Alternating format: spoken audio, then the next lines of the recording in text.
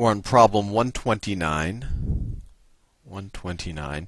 if n is a positive integer, is the value of b minus a at least, okay, so let's see, so n is positive, n positive integer, and they're saying is a value of b minus a at least twice the value, so that's greater than or equal to twice the value of 3 to the n minus 2 to the n.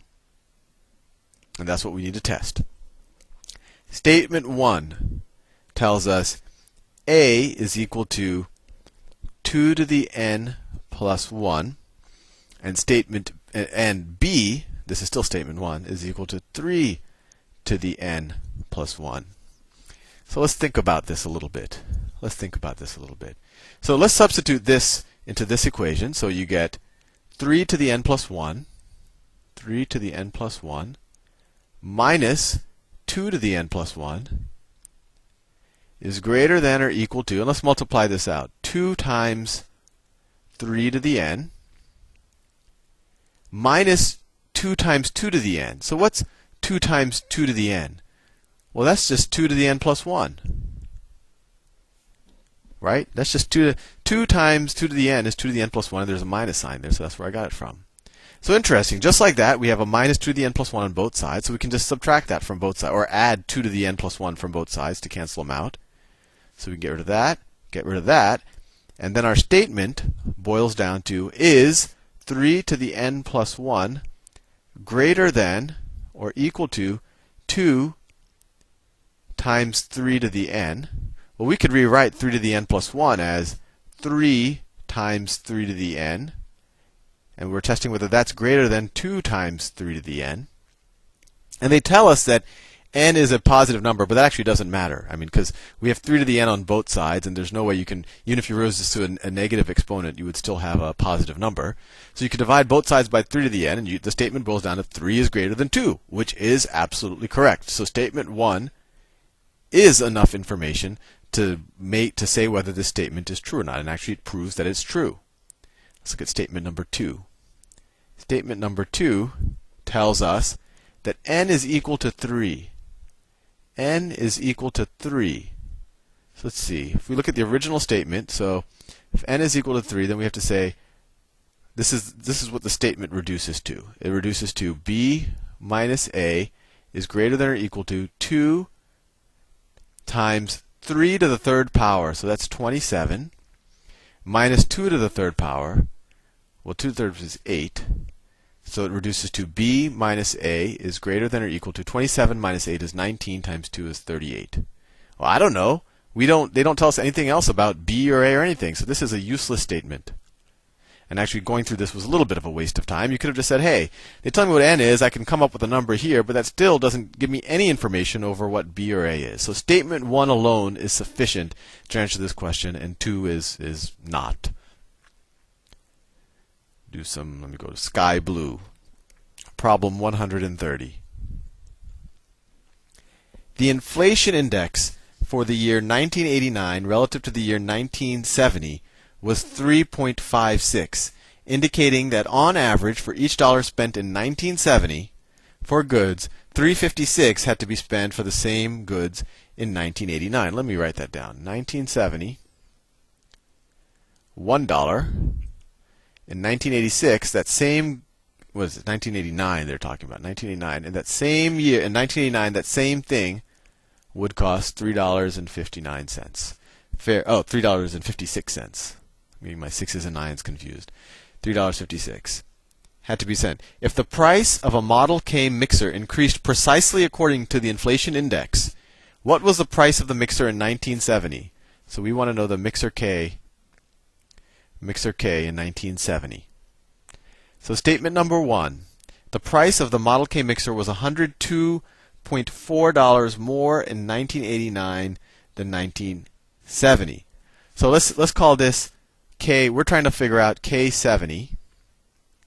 That's what we're trying to figure out. Mixer K in 1970. So they say the price of the Model K mixer was $102.40 more in 1989 than 1970. So this essentially tells us that mixer K in 1989 1989 minus mixer K in 1970 is equal to $102.40.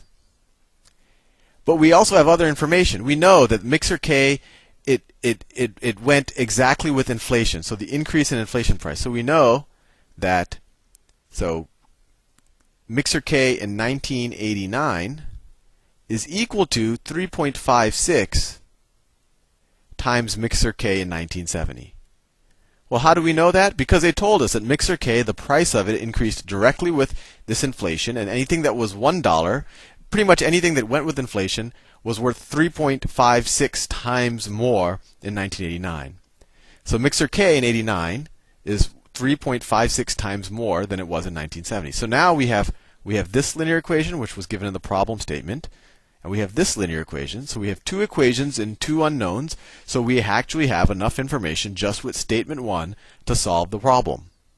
And I'm actually not even going to go into it because it would be a waste of time. Hopefully we're getting into the rhythm of this. Two linear equations, two unknowns, enough information. If they were quadratic or something, then you'd have to dig a little bit deeper. Statement number 2, or if there were somehow parallel equations, but I wouldn't worry about that too much on the GMAT. Statement number 2. The price of the Model K mixer was $142.40 in 1989. So they're telling us that K in 1989 was $142.40. Well, this is definitely enough information because we already have this equation that the 89 price, which is $142.40, is equal to 3.56 times the 1970 price. So you just divide this by 3.56 and you have your answer. So each statement independently is enough to solve this problem. Problem 131. Is 5 to the k less than 1,000? So 5 to the k less than 1,000. Statement number 1 tells us that 5 to the k plus 1 is greater than 3,000. I already have a sense this isn't going to help us because it's essentially setting a lower bound on 5 to. So let me just explain it. So 5 to the k plus 1, that's the same thing as 5 to the k times 5. Right? So that's equal to 5 times 5 to the k. Right? You could use this 5 to the first power, and then you would add the exponents to get here. And that, they say, is greater than 3,000. You divide both sides by 5, and you get 5 to the k. 5 to the k, that's a k, is greater than 600. That doesn't help us. 5 to the k could be 6,000. Well, 5 to the k could be 700, in which case this would be true. 5 to the k could be 7,000, in which case this wouldn't be true. So statement 1 by itself isn't enough information.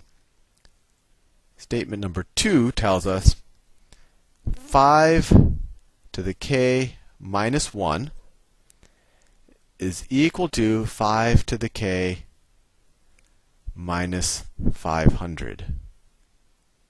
This is interesting. So let's see what we can do here. So this is the same thing. Let's get all the k's on one side. So this is the same thing as 5 to the k minus 1 minus 5 to the k is equal to minus 500.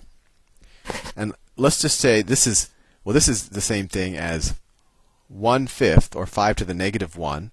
Let me write that. 5 to the negative 1 times 5 to the k, and then minus 5 to the k is equal to minus 500. Let's factor 5 to the k out of this. So you get 5 to the k times 5 to the negative 1, that's 1/5, minus 1, right? We factored a 5 to the k out there, is equal to minus 500. And let's see what we can do. 5 to the k, 1/5 minus 1, that's minus 4/5, right? Times minus 4/5 is equal to minus 500. We can get rid of the minus sign on both sides, multiply both sides by negative 1. And then we can multiply both sides by 5/4. So we get 5 to the k is equal to 500 times, what, 5 over 4. 5 over 4, and that is what? That's 125. That's 5, let's see, 2,500 divided by 4. Well, 125. Well, you don't see 2,500 divided by 4. I want to say it's 475. Is that 5/4? No. So each fourth is 125, and you have another, so it's equal to 625. Even if I just got my math wrong, that doesn't matter, because they just want to know whether 5 to the k is less than 1,000, and it definitely is. Even if my math, 500 times 5/4, 1/4 of 500 is 125, times 125 times 5, 120. So we'll have one more of those. All right, 625. So statement 2 alone is sufficient to answer the question. Statement 1 was kind of useless. I've run out of time. See you in the next video.